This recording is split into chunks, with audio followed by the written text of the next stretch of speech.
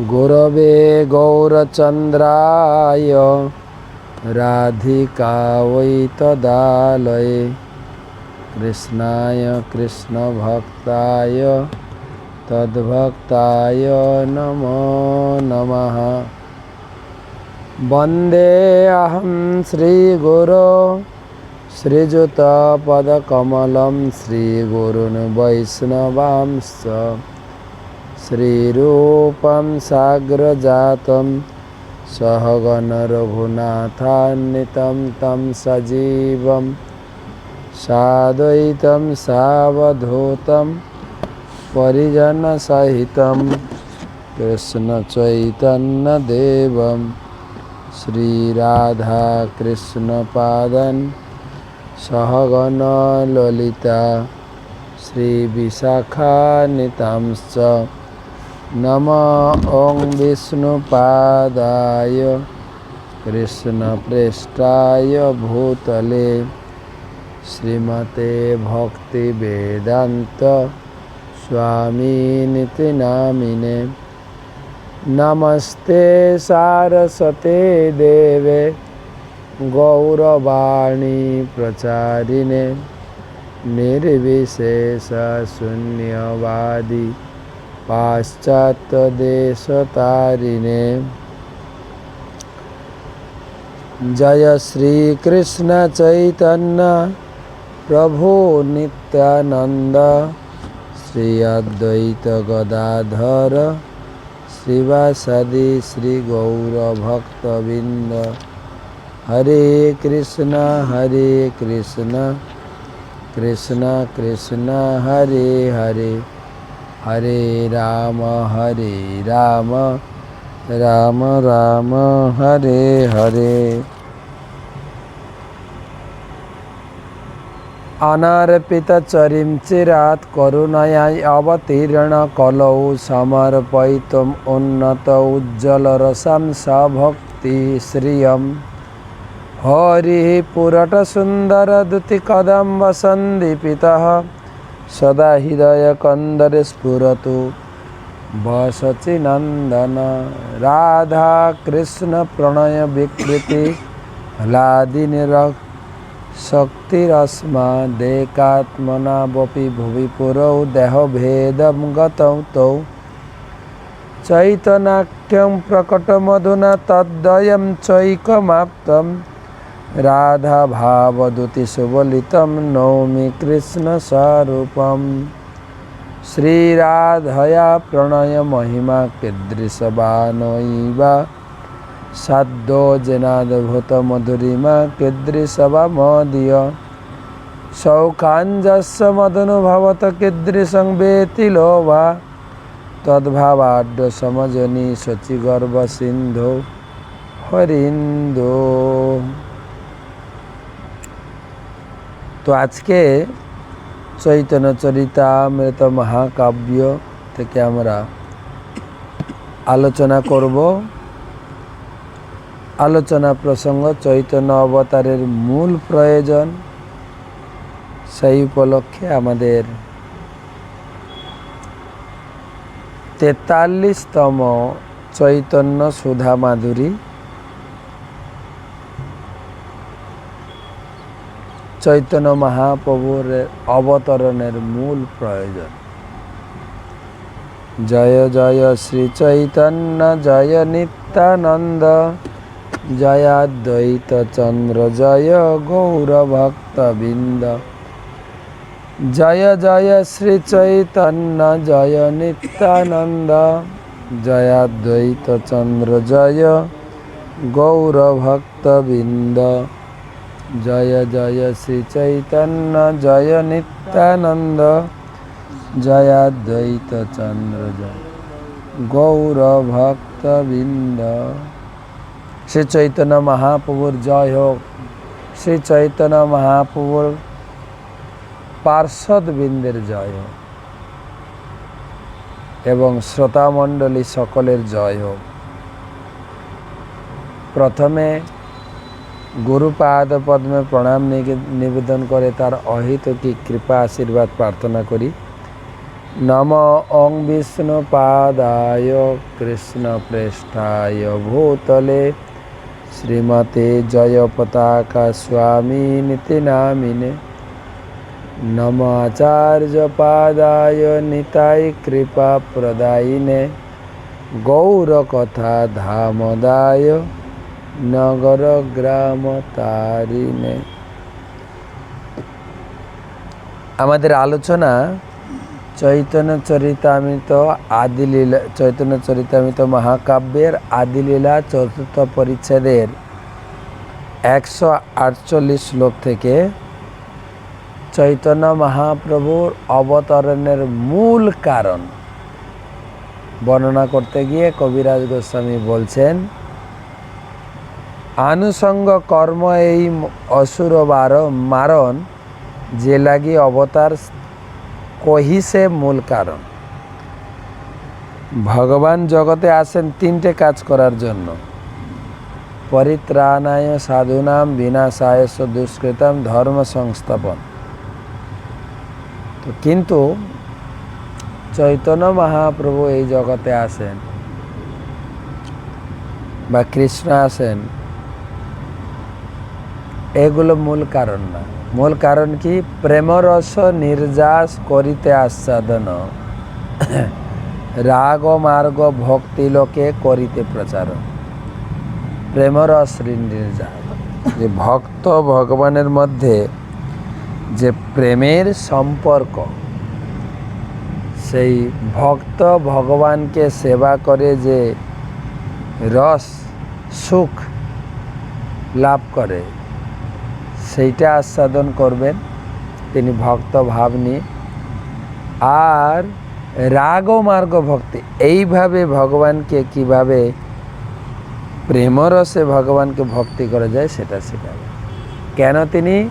তিনি হচ্ছেন রসিক ও শেখর কৃষ্ণ পরম করুণা। তিনি রসিক, সব ধরনের রস তিনি আস্বাদন করেন, তিনি রসিক ব্যক্তি, তাই পরম করুণ এবং করুণা। তাই জন্য দুটো কাজ করবেন। সারা জগৎ ঐশ্বর্য জ্ঞানেতে সব জগৎ মিশ্রিত, ঐশ্বর্য শিথিল প্রেমে নাহি মোর প্রীত। সারা জগৎ ঐশ্বর্য জ্ঞানে তারা জগৎ মিশ্রিত, কিন্তু ঐশ্বর্য শিথিল প্রেমে নাহি মোর প্রীত।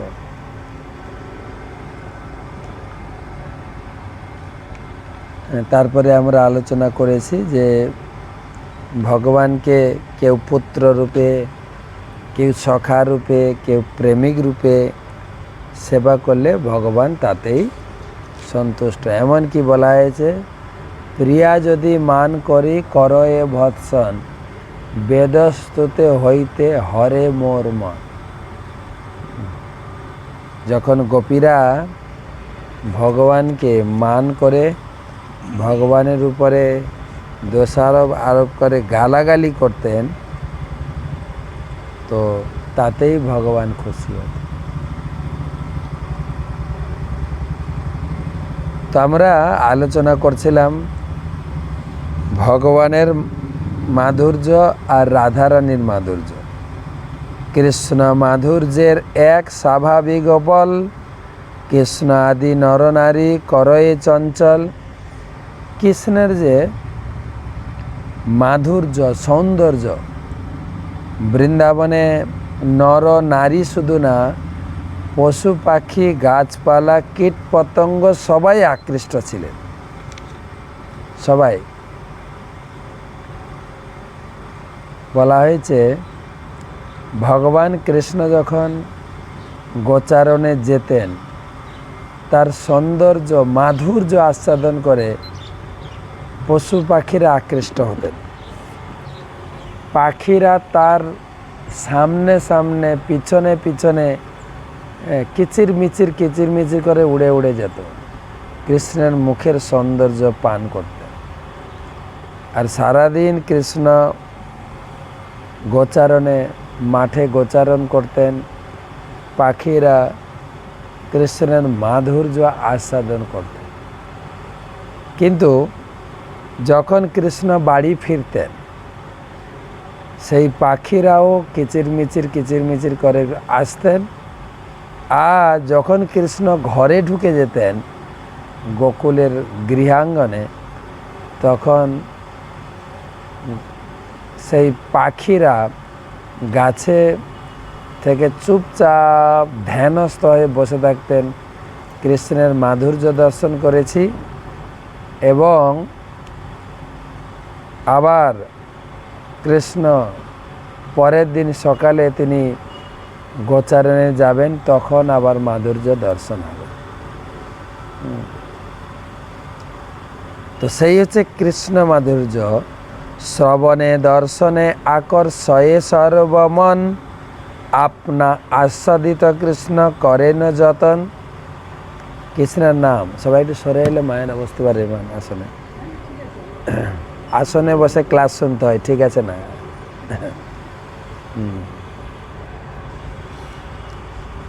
ভগবানের নাম শ্রবণ, ভগবানের কথা শ্রবণ, দর্শন, মন আকর্ষিত হয়। কৃষ্ণের এক নাম হচ্ছে আকর্ষয়িতি ইতি কৃষ্ণ।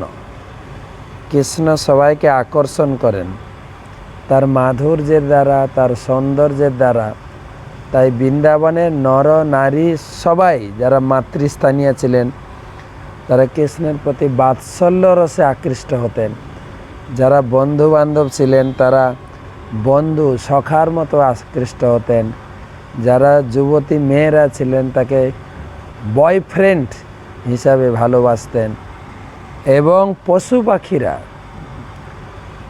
তার মাধুর্য সৌন্দর্য দর্শন করে অভিভূত হতেন। কৃষ্ণ হচ্ছেন আকর্ষয়িতি ইতি কৃষ্ণ।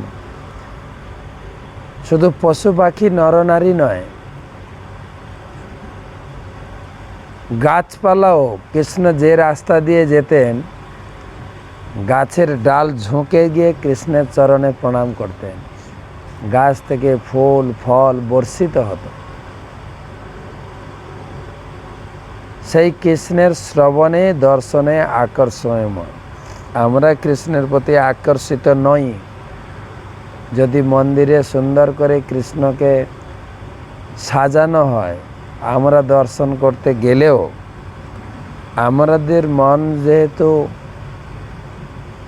কামের দ্বারা প্রভাবিত, তাই কৃষ্ণ মন্দিরে কৃষ্ণকে দর্শন করলেও যদি আমি পুরুষ, সাইডে কোনো সুন্দরী মেয়ে থাকলে মন চলে যাবে কৃষ্ণের প্রতি, কৃষ্ণকে ছেড়ে সেই সুন্দরীর প্রতি। কেন? আমরা কামের দ্বারা, কাম লালসায় এই জগতে ঘুরছি। বা কোনো স্ত্রী যদি ভগবানকে দর্শন, বসতে হবে, নাহলে এখান থেকে যেতে হবে। হ্যাঁ, তো এখানে যে কৃষ্ণের মাধুর্য, যদি কোনো স্ত্রী ভগবানকে দর্শন করে, ভগবানকে সুন্দর করে শৃঙ্গার করা হয়েছে, পাশে যদি কোনো পুরুষ এসে যায়, মন কৃষ্ণকে ছেড়ে পুরুষের দিকে ধাবিত হয়। কেন? আমরা কামের দ্বারা প্রভাবিত। সেই জন্য যেরকম লোহা চুম্বককে আকর্ষণ করে, কিন্তু যে লোহাতে মরিচা পড়ে সে লোহাকে চুম্বক আকর্ষণ করে না। তাই আমাদের হৃদয়ে মরিচা পড়েছে, মরিচা। শুধু কাম ভোগ বাসনা ছাড়া আমার কিচ্ছু। দেখবেন সাধারণভাবে লোককে জিজ্ঞেস করবেন, একটু ধর্মকর্ম করুন, ধর্ম করলে পেট ভরবে, সঙ্গে সঙ্গে গীতা পড়ুন। গীতা করলে কি ভগবান খাওয়াবে? খাওয়া পড়া সুখ ছাড়া কিচ্ছুই লোকে বুঝে না। তো সেই জন্য ভগবানের প্রতি আকর্ষিত হবে কি করে? আকর্ষিত হবেন তখন শ্রবণে, ভগবানের কথা শ্রবণ করতে হবে, দর্শনে, শ্রবণে দর্শনে আকর্ষয়ে সর্বমন। ভগবানের কথা যদি প্রচুর পরিমাণে শ্রবণ করে তাহলে আকর্ষিত হবে। আমরা কালকে আলোচনা করেছিলাম, একজনের বিষয়ে শ্রবণ করতে ভালোবাসি দুটো কারণে। তার কথা শুনতে শুনতে আকৃষ্ট হব। যেরকম রুক্মিণী ভগবানের কথা শুনে আকৃষ্ট হয়েছিলেন। বিয়ের আগে রুক্মিণী ভগবানকে দেখেনি কোনোদিন। আর তখনকার দিনের এত কনজারভেটিভ ছিল, মহিলারা রাস্তায় যেত না, একদম ঘরের অন্দরমহলে থাকতেন। সূর্যও সেই সমস্ত মহিলাদেরকে দর্শন করতে পারতেন না। এখন তো রাস্তাঘাটে ঘুরেই বেড়াচ্ছে, অসুবিধা নেই, রাস্তাঘাটেই প্রেম ভালোবাসা হচ্ছে। কিন্তু তখনকার দিনের মেয়েদের অন্দরমহল, মেয়েদের সুরক্ষিত ব্যবস্থা ছিল। তো রুক্মিণী কোনোদিন দেখেনি, কিন্তু নারদ মুনি এসে রুক্মিণীর রাজপ্রাসাদে, বিশেষ করে বিদর্ভ রাজ্যের রাজপ্রাসাদে কৃষ্ণের কাহিনী, কৃষ্ণের লীলা শোনাতেন। টার্গেটটা ছিল মেয়ের প্রতি, মানে বিদর্ভ রাজ্যের কন্যা রুক্মিণী। তাকে ইঙ্গিত করে কৃষ্ণের সুন্দর সুন্দর তার প্রেম মাধুর্য, শরীরের সৌন্দর্য, এই সমস্ত বর্ণনা করে শোনাতেন। আর শুনতে শুনতে রুক্মিণী আকৃষ্ট হয়েছে। আমাদের বাংলায় একটা পল্লী গীতি আছে, কখনো দেখিনি তারে, তার অল্প অল্প গল্প শুনেছি, গল্প শুনে তারে আমি অল্প অল্প ভালোবেসেছি। তো কাউকে ভালোবাসতে গেলে তার কথা শুনতে হবে। রুক্মিণী লুকিয়ে লুকিয়ে চিঠি পাঠালেন, লাভ লেটার পাঠালেন ভগবানকে, আমি তোমাকে বিয়ে করতে চাই, তোমার গুণগাথা শ্রবণ করতে করতে আমার মন প্রাণ শরীর সবই তোমার চরণে অর্পণ করেছি। কথা, ভগবানের কথা শুনতে হবে। লোকে ধর্ম করে মন্দিরে গিয়ে একটা ধূপকাঠি আর মোমবাতি নিয়ে করে উলুধ্বনি দিয়ে চলে আসে। কোনো মন্দিরে যে একটু গীতা ভাগবত শুনবে, সেটা কোথায়? তাই প্রভুপাদ বলেছেন, ইস্কন কোনো মঠ মন্দির নয়, ইস্কন হচ্ছে শিক্ষা প্রতিষ্ঠান। লোকে ভগবানের সম্বন্ধে জানবে, শুনবে, তবে ভগবানকে ভালোবাসে। আর না হলে ফর্মালিটি মেনটেন করে সব পূজা করে ঘরে, একটা মোমবাতি ধূপকাঠি সব জায়গায়, ব্যাস পূজা হয়ে গেল। আর হয়তো সপ্তাহে একদিন একটা কলা আর নকুল দানা দিয়ে সেবা করে, আর ঘরে হাপুস হুপুস করে 3-4 বার করে খায়। এই হচ্ছে হিন্দুদের ধর্ম বা কৃষ্ণ পূজা। সেই জন্য বলছেন, দর্শনে শ্রবণে আকর্ষয়ে মন। ভগবান সম্বন্ধে শুনুন বেশি করে, আর ভগবানকে বারবার দর্শন করুন, তবে না ধর্ম জাগবে। আর না হলে ওই ওখানে পুজো হচ্ছে, নম নম নম নম নম নম করছিল। চৈতন্য চরিতামৃতে বলছে দর্শনে। তো রুক্মিণীর সেই লেটার পেয়ে ভগবান রুক্মিণীকে তিনি স্ত্রী হিসাবে গ্রহণ করেছিলেন। তাই এ মাধুর্যামৃত পান সদা যেই করে, তৃষ্ণা শান্তি নহে, তৃষ্ণা বাড়ে নিরন্তরে। কেউ যদি নিয়মিত এইভাবে ভগবানের সম্পর্কে শ্রবণ করে, অমৃত পান করে, তবে সে কৃষ্ণের প্রতি আকৃষ্ট হবে, তার তৃষ্ণা মিটবে না, আরও শুনি আরও শুনি আরও শুনি। আর গীতায় সেই কথা বলেছেন যে মচ্চিত্তা মদ্গত প্রাণা বোধয়ন্ত পরস্পরম কথয়ন্তশ্চ মাং নিত্যম তুষ্যন্তি চ রমন্তি চ, তুষ্যন্তি চ রমন্তি চ। তো যারা আমার চরণে আত্মসমর্পণ হয়েছেন, তার নিরন্তর আমার কথা শুনবে আর বলবে। দুনিয়াতে বলার লোক খুব বেশি, শুনছে কে? ভগবানের কথা গুরুদেবের কাছ থেকে বা যারা ভগবানের প্রেমী ভক্ত, তাদের কাছ থেকে শুনতে শুনতে তাদের কথাগুলো 2-1টা কথা আপনি লোককে শোনাতে পারেন। তাই যত শুনবেন আকাঙ্ক্ষা মিটবে না, তৃষ্ণা বাড়বে। যেরকম পরীক্ষিত মহারাজ তিনি পয়োপবেশনে বসে, পয়োপবেশনে পয় মানে জল, আবার পয় মানে দুধও বলা হয়। তিনি জল তৃষ্ণায় কাতর হয়ে তিনি শমিক ঋষির চরণে অপরাধ করলেন, যে যার ফলে পরীক্ষিত মহারাজ 7 দিন ভাগবত পাঠ শুনছিলেন।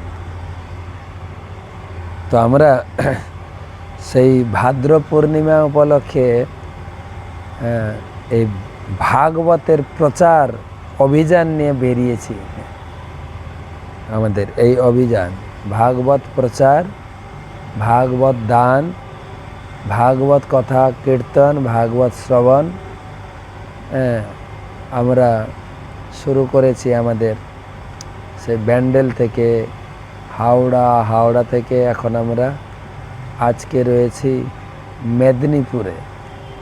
আজকে সকলের স্বাধীনতা দিবস, কিন্তু আজকে আমাদের হচ্ছে ঝুলন যাত্রার অধিবাস। কাল থেকে শুরু হবে ঝুলন যাত্রা, একাদশী থেকে পূর্ণিমা পর্যন্ত। তো তারপরে আমরা পাঁশকুড়া, বালিঘাই, তারপরে নন্দকুমার এবং কী বলে মেদিনীপুরে কালীনগর, হলদিয়া, তমলুকে 2 দিন থাকবো আমরা। 18 তারিখে, 19 তারিখ, 20 তারিখ বাইরে চলে যাব। বাইরে মানে বাংলার বাইরে একটু যাব। তো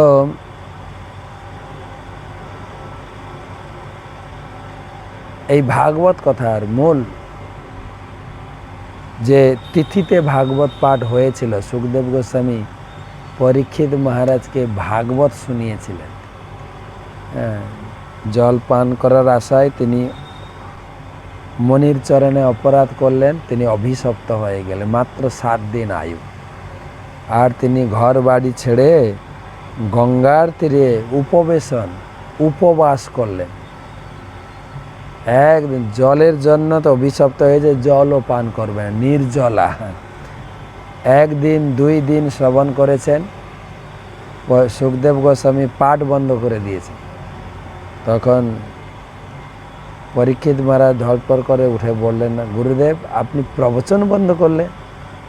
বলছে তুমি 2 দিন নির্জলা করেছ, তুমি শ্লান্ত হয়ে পড়ছো না তো? তখন পরীক্ষিত মহারাজ বললেন, গুরুদেব আমার জীবনে একটা আশীর্বাদ আছে জানেন, আমার শ্লান্ত হয়ে খাইনি, গ্যাস্ট্রিক আলসার হোক, কিন্তু আমি 7 দিনের ভিতরে মরব না, যা হবে 7 দিন পরে। তো আপনি কথা বন্ধ না করে কথা চালু করুন, বলছে আমি তো বলতে চাই, কিন্তু তুমি শুনতে পারবে? বলছে হ্যাঁ আমি রেডি আছি। গুরুদেব 2 দিন কেন? শুনেন, আপনার মুখ থেকে ভাগবতের অমৃতময় কথা পান করছি, অমৃত কথা। তো কেউ যদি অমৃত পান করে তাকে আর ভাত ডাল সবজি খেতে লাগে? গুরুদেব আপনি পাঠ করুন, সেইটা হচ্ছে তৃষ্ণা বাড়বে, আরো শুনবো। এখন তো আমরা খাওয়া পড়াতে থাকি, ভাগবত ক্লাস তো শুনতে যাই না। কখন প্রসাদটা শুরু হবে? তো সেই জন্য আমাদের আর ভাগবত শোনা কোথায়, শুধু সময় কাটাতে হয়, নিয়ম রক্ষা করতে হয়। কিছু লোক আমাকে বলেন, মহারাজ আপনার ক্লাস আমি সবসময় শুনি। কখন শুনেন? খেতে শুনি। আমাদের খাওয়া হচ্ছে, শোনা হচ্ছে না, কিন্তু খাওয়াটাই হচ্ছে। আপনার খাওয়ার জন্য যেরকম টাইম রেখেছেন, ভাগবত ক্লাস শোনার জন্য টাইম রাখবেন, তবে না শুনবেন ক্লাস। তৃষ্ণা বাড়ে, তৃষ্ণা। কথয়ন্তস্য মাং নিত্যম তুষ্যন্তি চ রমন্তি চ। যে কথা বলবে আর যে কথা শুনবে নিরন্তর আনন্দে থাকবে, সেজন্য তৃষ্ণা বাড়ে নিরন্তর। অতৃপ্ত হইয়া করে বিধির নিন্দন, অবিদগ্ধ বিধি ভালো না জানে সৃজন। এটা উদাহরণ দেওয়া হবে। যখন কথা শুনতে না পায়, ভগবানকে দর্শন করার সৌভাগ্য না হয়, অতৃপ্ত থেকে যায়। আজকে ভগবানের কথা শুনলাম না, আপনারা অনেকেই আছেন, যেদিন আমার ক্লাস সম্ভব হয় না, হয়তো নেট পাচ্ছি না, তখন অনেকেই লিখেন, মহারাজ আজকে ক্লাসটা পেলাম না, আপনার কিছু হয়েছে নাকি? হ্যাঁ, যেরকম আমরা গত সেপ্টেম্বর মাসের 18 তারিখ থেকে 23 তারিখ পর্যন্ত আটকে গেছিলাম আমরা বাংলাদেশে। নেট বন্ধ, কোথাও যেতেও পারছি না, সবাই চিন্তায় পড়ে গেছে, কারোর সঙ্গে যোগাযোগ করা যাচ্ছে না, মেসেজও দেওয়া যাচ্ছে না। আচ্ছা, মহারাজকে খুঁজে পাওয়া যাচ্ছে না, মহারাজ কোথায় গেলেন? কোথায় কিছু হয়ে যায়নি তো? হ্যাঁ, জুলাইতে? আচ্ছা, জুলাইতে, এটা আগস্ট, জুলাইতে, জুলাই মাসে, হ্যাঁ, বাংলাদেশের এই। তার মানে আপনাদের ভাগবত কথা শোনার প্রতি আগ্রহ জেগেছে, এটা খুব ভালো লক্ষণ। কেন শাস্ত্রে বলেছেন, ভাগবতের শুরুতে বলেছেন, ধর্ম সনুষ্ঠিত পুংসাম বিশ্বক সে ন কথা সুচ ন উৎপাদয়েদ যদি রতিম শ্রম এ বহি কেবল। যে শ্রম এ বহি কেবলম, যদি আমি এতদিনের দীক্ষিত ভক্ত 16 মালা জপ করছি, প্রসাদ পাচ্ছি, কিন্তু এই গীতা ভাগবতম পড়ার প্রতি অতটা উৎসাহ নেই, তাই আপনি ভক্তিতে একটু এগোচ্ছেন না। তো যারা ভগবানের প্রেমী ভক্ত, ভগবানকে দর্শন না করে, ভগবানের কথা না শুনে অতৃপ্ত থেকে যায়, আর অতৃপ্ত থেকে গোপীরা এই সৃষ্টিকর্তা ব্রহ্মাকে গালি দিয়েছে। কোটি নেত্র নাহি দিল, সবে দিল দুই, তাহাতে নিমেষ কৃষ্ণ কি দেখিব মুই। তারা যখন ভগবানকে দর্শন করতেন অপলক নয়নে, আর চোখের ধর্ম হচ্ছে পাতা পড়া। নিমেষ, অনিমেষ মানে চোখ খোলা, আর নিমেষ মানে চোখ মাঝে মাঝে বন্ধ হয়ে যায়।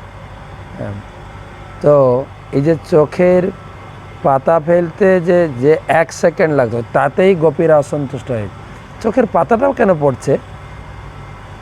হ্যাঁ, ভগবানকে দর্শন করার বিঘ্ন কেন করছে? এ ব্রহ্মা একটা মূর্খ ইঞ্জিনিয়ার, কেন চোখের উপরে পলক দিল? যেন মাত্র 2টো চোখ দিয়েছেন, কোটি নেত্র নাহি দিলা। কোটি কোটি নেত্র দিলে কৃষ্ণকে উপভোগ করতে পারতাম, দর্শন করতে পারতাম। কোটি নেত্র নাহি দিলা, সবে দিলা দুই, তাহাতে আবার নিমেষ চোখের পাতা পড়ে যাচ্ছে, কি দেখিব মুই। শ্লোকটা হচ্ছে এটাই, যেটা গোপীরা বলেছিলেন, অটতি যদ ভবান বহ্নিকানন ত্রুটি যুগায়তে তাম পশ্যততম কোটিলা কুন্তলম শ্রীমুখাঞ্চতে জড়ৌ দীক্ষতাম পক্ষমকৃদৃশম। হে কৃষ্ণ, দিনের বেলা তুমি যখন বনে গমন করো, তখন কুঞ্চিত কেশদাব শোভিত তোমার সুন্দর মুখমণ্ডল দর্শন করতে না পেরে অর্ধ নিমেষকে 1 যুগ বলে মনে হয়। এই যে চোখ ফেলছে, এটা যুগের মতো লাগে, কতদিন তোমাকে দেখি নাই। তখন আমরা যে চোখ দিয়ে তোমার মুখমণ্ডল অবলোকন করি, তাতে পলক সৃষ্টি করার জন্য ব্রহ্মাকে মূঢ় বলে নিন্দা করি। ব্রহ্মা ঠিক জানে না কিভাবে এই শরীরটাকে তৈরি করতে। পলক দিয়েছে কেন?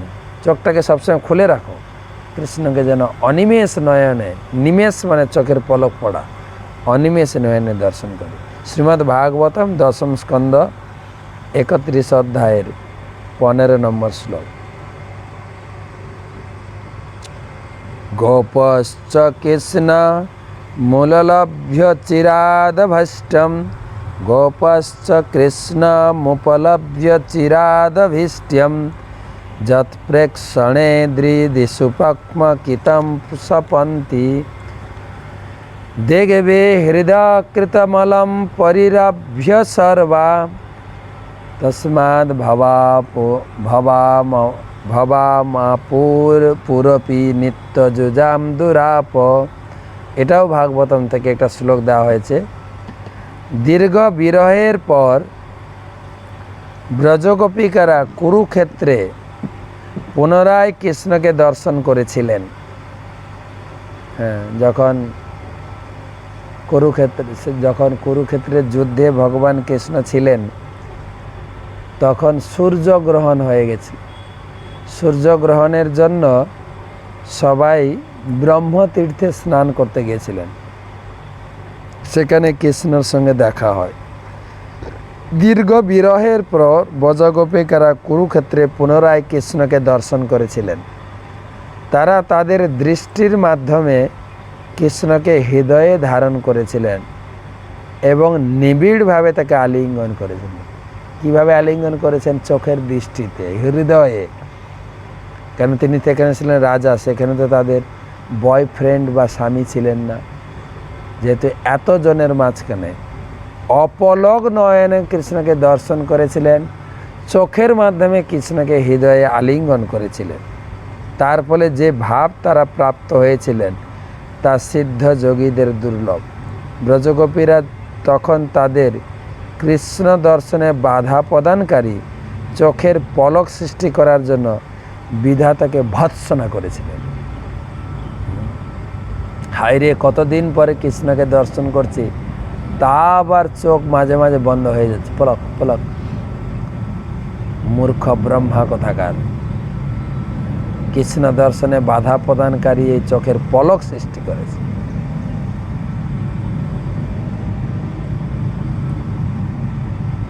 তাই কৃষ্ণ অবলোকন বিনা নেত্রফল নাহিয়ান। যেই জন কৃষ্ণ দেখে সেই ভাগ্যবান। যেই চোখে ভগবানকে দর্শন হয় না সেই চোখের কি দাম? দ্বিতীয় স্কন্ধে বলেছেন ময়ূর পাখার মতো। ময়ূর পাখায় চোখ থাকে, কিন্তু ময়ূর পালকের মতো যে চোখে ভগবানকে দর্শন। আর যিনি নিত্য প্রতিদিন মন্দিরে ভগবানকে দর্শন করেন অথবা সাক্ষাৎ কৃষ্ণ এসে কাউকে দর্শন দেন, সে তো মহাভাগ্যবান, মহাভাগ্যবান।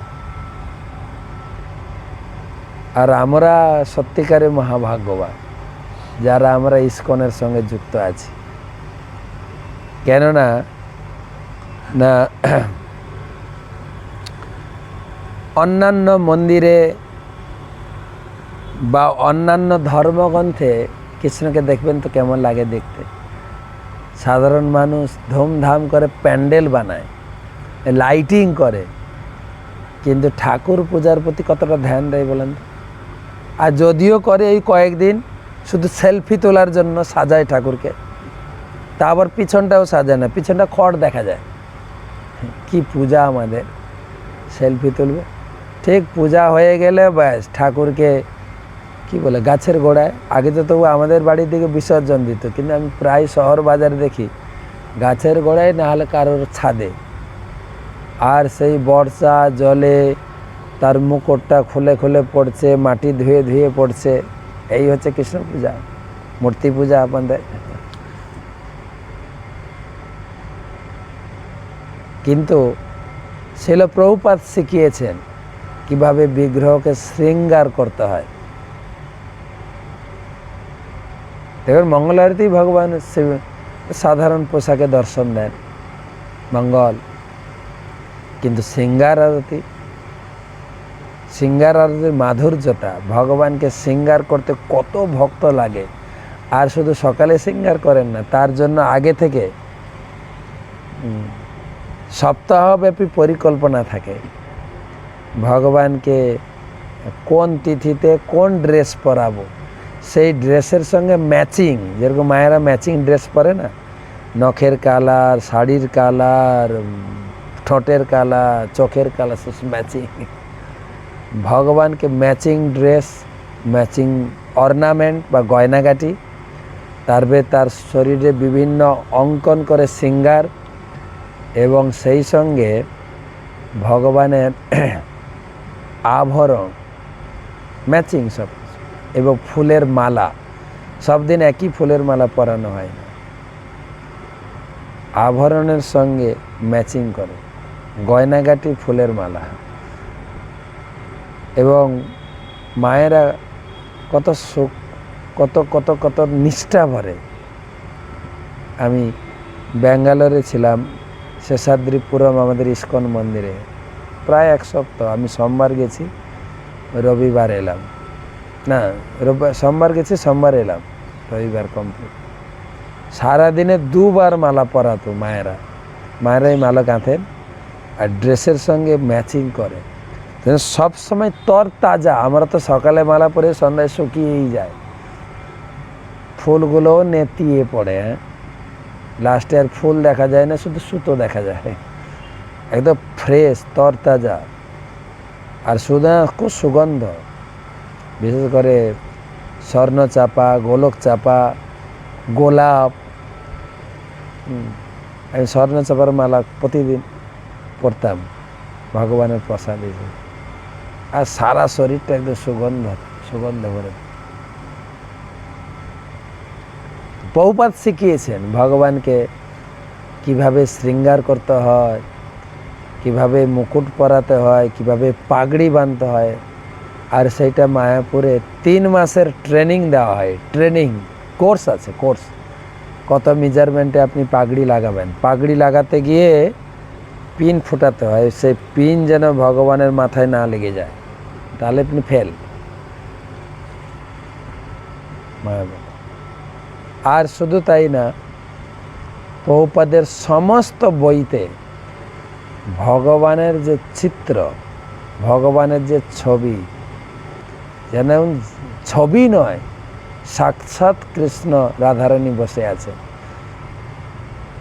যত ইস্কনের বইতে ছবি আছে বা মন্দিরে দেখবেন যে সমস্ত চিত্র আঁকা হয়েছে, আপনি চোখ ফিরাতে পারবেন না। আপনি একদম চুম্বকের মতো চোখ আটকে যাবে। কিছু ভক্তকে আমি মায়াপুরে দেখি, সিঙ্গার আরতির সময় যখন মন্দির খোলে, তার সঙ্গে আরেকটা যোগ হয়েছে, ভগবানকে সাজিয়ে তারপরে মেন পূজারী তিনি নিরীক্ষণ করবেন সব ঠিকঠাক আছে কিনা। তারপরে ভগবানকে আয়না দেখে, ভগবান তুমি নিজে দেখো তো সাজানোটা কেমন হয়েছে, দেখো পা থেকে একদম চূড়া পর্যন্ত, ঠিক আছে না? বলছে হ্যাঁ খুব সুন্দর সাজিয়েছো, আমি এবারে দাঁড়িয়ে গেলাম, এবারে আমার সঙ্গে সবাই সেলফি তুলো। আর সেই সাজানো যখন দর্শন দেবেন, তার সঙ্গে একটা গান যোগ হয়, গান গোবিন্দম আদি পুরুষম, ওটা আরও মনকে খিঁচে নিয়ে যায়। একদম পঞ্চ ইন্দ্রিয়কে টানছে ভগবান। কান দিয়ে গোবিন্দ আদি পুরুষম, চোখ দিয়ে দর্শন করছি, আর কি বলে মুখ দিয়ে ভগবানের কথা শ্রবণ করছি, যেন ইচ্ছা করে একটু আলিঙ্গন করি ভগবান। এত সুন্দর। আর উৎসব অনুষ্ঠানে তো কথা নেই, মন্দির যেভাবে শৃঙ্গার করা হয়, ভগবানকে যেভাবে আড়ম্বর করে স্নান করানো হয়, ভগবানের সামনে এত সুন্দর ভোগ নিবেদন করা হয়। ভগবানকে দেখে আকৃষ্ট না হলে ভোগ দেখে আকৃষ্ট, বাপরে এত রান্না। আর আমরা তো ভগবানকে কী খাওয়াই, নকুল দানা। আর আমাদের হিন্দু ধর্মের লোকেরা হয়তো লক্ষ্মী পূজা করে, তাও প্রতিদিন করে না, এক নকল দানা, ছোট কলা দিই। এই হচ্ছে প্রভুপাদ।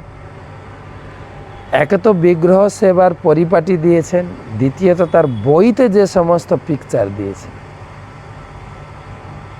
আপনি বাইরের ভগবানের পূজা, মূর্তি পূজা, কৃষ্ণ পূজা, আর বাইরের ধর্মগ্রন্থে কৃষ্ণের ছবি দেখবেন তো। আমি দেখি গোরখপুরের বই মাঝে মাঝে স্টেশনে স্টলগুলোতে দেখি, কৃষ্ণ একটা লাঠিতে ভর করে দাঁড়িয়ে যায়, তো পাতলা হয়ে গেছে, লাঠি ছেড়ে দিলে মনে কৃষ্ণ পড়ে যাবে। খেতে টেতে দেয় না, হয়তো ভোগ লাগায় না, নকুল দানা দিয়ে কৃষ্ণের পেট ভরে নাকি? ভোগ লাগাতে কৃষ্ণ আছেন প্রেমের ভিখারি। তাই কেননা এটা কি করে সম্ভব? প্রভুপাদ এত সুন্দর চিত্র কি করে তৈরি করলেন না? প্রভুপাদ নিজের চোখে কৃষ্ণকে দেখেছেন, প্রভুপাদ নিজের চোখে কৃষ্ণকে দেখেছেন, তাই সেটা সম্ভব। নিজের চোখে ভগবান কৃষ্ণের কে দর্শন করেছেন, নিজের কানে ভগবানের কথা শ্রবণ করেছেন, নিজের নাকে ভগবানের সৌরভ সৌগন্ধ তিনি আস্বাদন করেন, তাই সম্ভব। তাই বলছেন কৃষ্ণ অবলোকন বিনা নেত্র ফল নাহি আন, যেই জন কৃষ্ণ ভজে সেই ভাগ্যবান। তাই পদকর্তাগণ লিখলেন জীবন সফলতার কৃষ্ণ দর্শন যা ভাগ্যে হইয়াছে। একবার যদি ভগবানকে দর্শন করতে পারেন তার জীবনটা সার্থক। যাই হোক, আমরা আজ আর কথায় এগোবো না। আজকে 154 পর্যন্ত শ্লোক পড়লাম। কয়েকটা প্রশ্ন থেকে গেছে, আর অনেক রাতও হয়ে গেছে। হ্যাঁ, প্রশ্ন করেছেন, প্রশ্ন কয়েকটা নেই, ঝটাপট করে উত্তর দিয়ে দিই। দেবারতী মিদ্যা প্রশ্ন করেছেন, দেবারতী মিদ্যা। হরে কৃষ্ণ মহারাজ, আপনার রাতুল চরণ দণ্ডবত প্রণাম। বলরাম পূর্ণিমা তিথিতে কতক্ষণ উপবাস? দুপুর পর্যন্ত উপবাস করবেন, দুপুর পর্যন্ত। তারপর কি আহার করব? ফিস্ট খাবেন, ফিস্ট। পূর্ণিমার ফিস্ট। হ্যাঁ হ্যাঁ, এবং 1 মাস শাক খাননি। আমাদের বাঙালিরা কি যে কষ্টে কেটেছে। শাক বানাবেন, শাকের পারণ করবেন, পারণ। আর কি খাবেন জানেন? ওই দিন মনে হয় পূর্ণিমা, তাই না? কি পূর্ণিমা? রাখি পূর্ণিমা। পিঠে খাবেন, পিঠে। আমি যখন বাড়িতে ছিলাম ওই দিনটা খুব, আমার বাবা বিশাল উনুন জ্বালিয়ে পিঠে ভাজতেন, ভাজা পিঠা প্রচুর করে। যত লোক জানাশোনা সবার বাড়ি বাড়ি পাঠাতেন, আর এরকম সবার বাড়ি। আর তারা আবার আমাদের দিত। এই করে করে পিঠে চল, পিঠে খাবেন, ফিস্ট খাবেন। তালের বড়া। হ্যাঁ, তালের বড়া কেন? তালের বড়া কেন? না, ভগবান ধেনুকাসুরকে বধ করেছিলেন। কে বধ করেছিলেন? বলরাম। ধেনুকাসুরকে কৃষ্ণ বধ করেননি, কেননা ধেনুকাসুর ছিলেন, ধেনুকাসুর প্রহ্লাদ মহারাজের বংশধর, সাহসিক তার নাম ছিল। প্রহ্লাদের পুত্র বিরোচন, বিরোচনের পুত্র সাহসিক। সে অপরাধ করে ধেনুকাসুর হয়েছিল। ভগবান কৃষ্ণ তিনি কথা দিয়েছিলেন প্রহ্লাদ মহারাজ, তোমার বংশে আর কাউকে আমি মারব না। তাই ধেনুকাসুর যখন তাল বনটাকে ঘিরে রেখেছিল, তাল খেতে দিচ্ছিল না, সখারা যখন তাল পাকলে না একটা সেন্ট বেরোয়, হ্যাঁ, তালের ঘ্রাণ। সখারা নাকে তালের গন্ধ শুনে কৃষ্ণ তাল খাবো, আর সেটা ছিল ধেনুকাসুর। কেউ তাল খেতে পারত না। তাই বলরাম অনেক বড় ইতিহাস। ধেনুকাসুর বধ আপনারা ভাগবতমে বা কৃষ্ণলীলায় পড়বে। ধেনুকাসুর বধ করে বলরাম বধ করেছিলেন। তাই বলরাম পূর্ণিমাতে তালের বড়াটা ছাড়বেন না, কিন্তু তালের বড়া ভগবানকে ভোগ দিতে হবে, তালের বড়া খেতে হবে। তালের বড়া, পিঠে, অন্ন, ডাল, সবজি, পনির, যা একদম সুন্দর করে ভগবানকে, বলরামকে ভোগ লাগাবেন, আর প্রসাদ বিতরণ করবেন, প্রসাদ পাবেন। আমাদের জয়শ্রী মাতাজি জয়পুর থেকে প্রশ্ন করেছেন,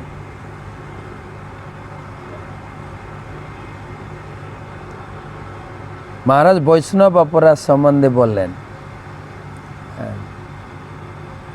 শারীরিকভাবে, মানসিকভাবে, কায়িকভাবে, জিনিসটা যদি একটু বুঝিয়ে বলেন। শারীরিকভাবে বৈষ্ণব অপরাধ মানে কাউকে আঘাত করা।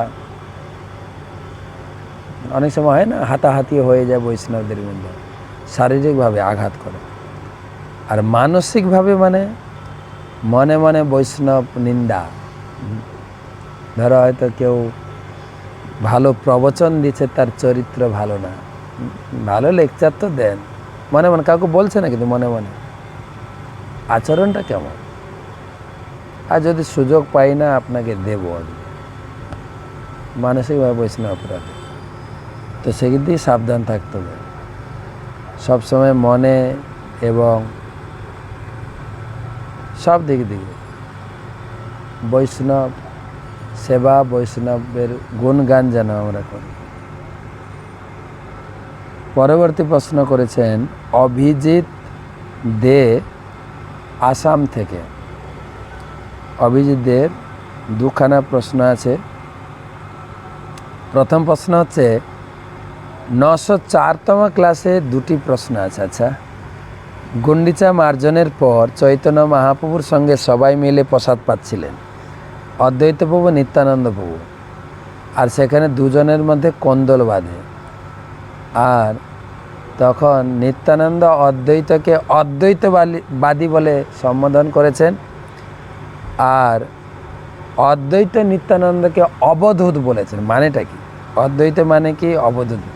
অদ্বৈত মানে ইনডাইরেক্টভাবে অদ্বৈত আচার্যকে গালি দেননি, অদ্বৈত আচার্যকে প্রশংসা করেছেন। তুমি অদ্বৈত, অদ্বৈত মানে তুমি ভগবান, তুমি ভক্ত, কোনো ভেদ নেই। তুমি মহাবিষ্ণু না, তুমি তো মহাবিষ্ণু, আর তুমি ভক্ত। অদ্বৈত, ভগবানের সঙ্গে তোমার কোনো দ্বৈত নাই, তুমি অদ্বৈত। তুমি তো মহাবিষ্ণু, লোকে জানুক, লুকিয়ে রাখলে হবে? তুমি তো অদ্বৈত, তুমি স্বয়ং মহাবিষ্ণু। আর অবধূত মানে হচ্ছে যে কৃষ্ণ প্রেমে পাগল। অবধূত মানে পাগল।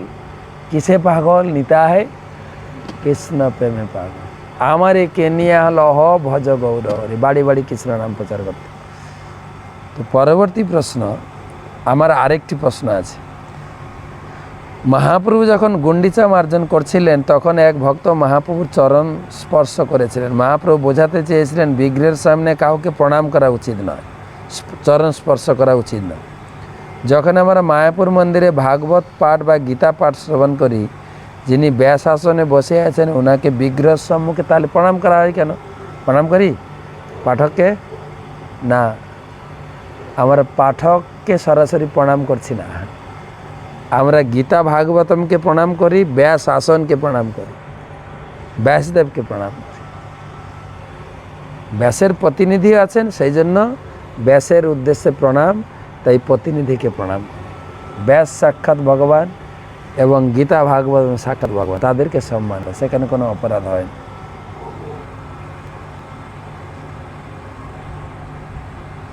তো আর অবিনাশ পাল, অবিনাশ পাল প্রশ্ন করেছেন বর্ধমান থেকে।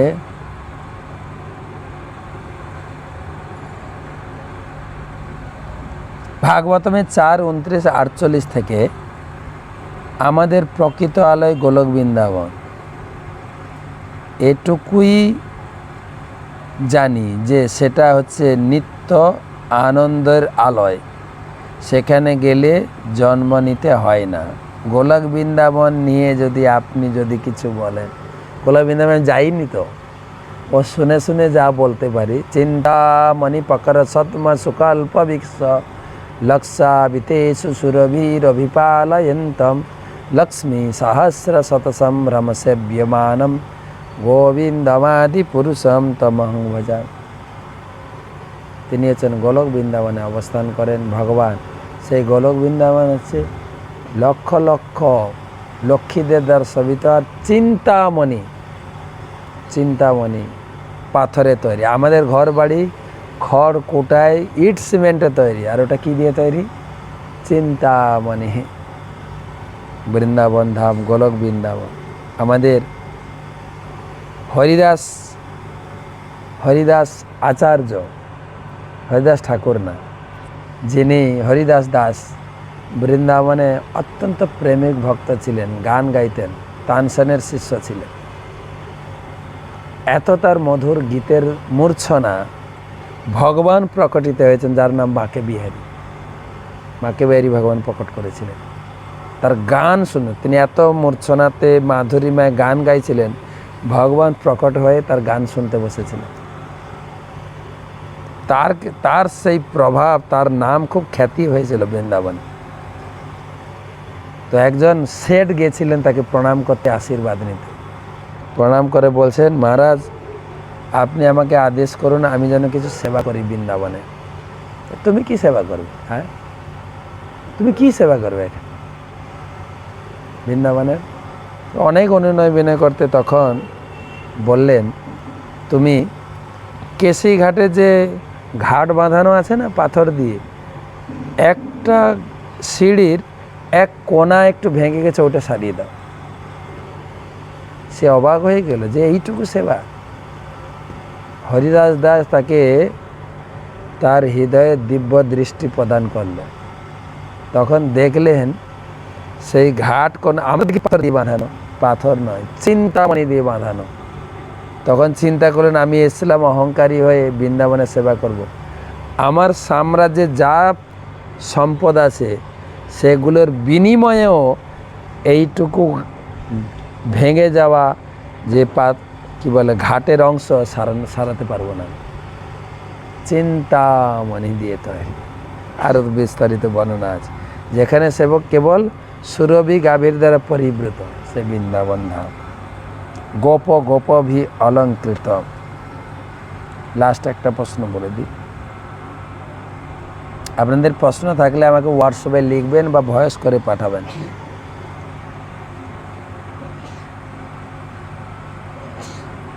শুভজিৎ জানা মেদিনীপুর থেকে,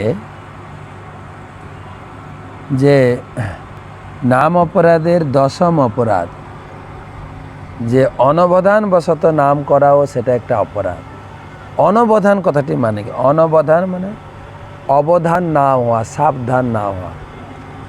10টি অপরাধের কথা বলা আছে। প্রথমটি হচ্ছে বৈষ্ণব অপরাধ, দ্বিতীয়টি হচ্ছে দেবদেবী ভগবানকে এক বলে মনে করা, তৃতীয় অপরাধ হচ্ছে গুরুদেবকে অবজ্ঞা করা, চতুর্থ অপরাধ হচ্ছে শাস্ত্রকে অবজ্ঞা করা, পঞ্চম অপরাধ হচ্ছে নামকে নিত্য বলে মনে না করা, কাল্পনিক বলে মনে করা, 6 হচ্ছে নাম বলে পাপ আচরণ করা, 7 হচ্ছে নাম বলে পাপ আচরণ করা, 6 হচ্ছে নামের অর্থবাদ আরোপ করা, 8 হচ্ছে বৈদিক কর্মকাণ্ডে বর্ণিত নামকে পূর্ণ কর্ম বলে মনে করা, আর 9 হচ্ছে শ্রদ্ধাহীন ব্যক্তিকে নামের মাহাত্ম্য প্রকাশ করা। কিন্তু 10 আমরা আটকে যাই। এই 10, যে নামের প্রতি পূর্ণ বিশ্বাস না থাকা, তার অগাধ মহিমা শ্রবণ করা শক্ত, বিশ্বাস শক্তি বজায় রাখা, অর্থাৎ অনবধান সাবধান না হয়ে আমরা নাম করি। নাম করতে করতে গল্প করি, নাম করতে করতে মোবাইলে কথা বলি, নাম করতে করতে অনেক কিছু করি। এটা হচ্ছে অনবধান, মানে সাবধানতা না হওয়া, অসাবধানতা বসে। নামকে নিষ্ঠা সহকারে সাবধানের সঙ্গে যে প্রতিটা গুটিতে পূর্ণ নাম আমরা করছি কিনা সেটা সাবধান অবলম্বন করে।